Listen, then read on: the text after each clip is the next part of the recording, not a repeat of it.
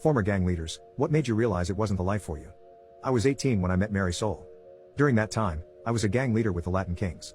Mary Soul was a church girl. My grandmother dragged me to Sunday Mass, and when I saw her, to me, it was love at first sight. I asked my cousin, who was a friend of hers, if he could introduce us, but he refused. He didn't want me to mess with her.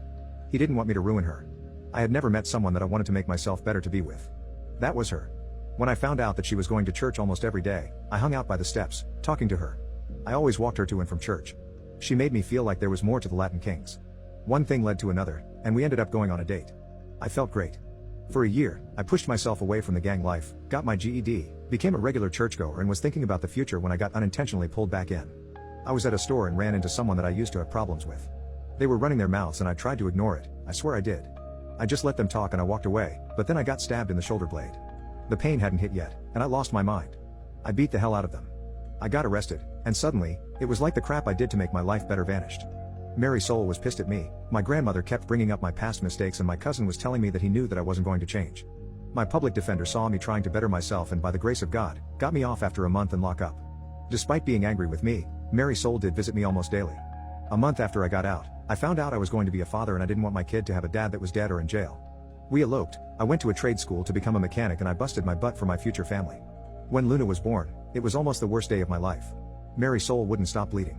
She went into shock and they had to give her a double hysterectomy. She was in the hospital for months and Luna became my world. I wanted her life to be the best. I wanted to give her the world. When Mary Soul was released, I promised her that our daughter will have a life far better than ours, and for years I kept that promise. I saved enough money to move us to the suburbs, became homeowners. I was a Girl Scout leader, if you could believe that.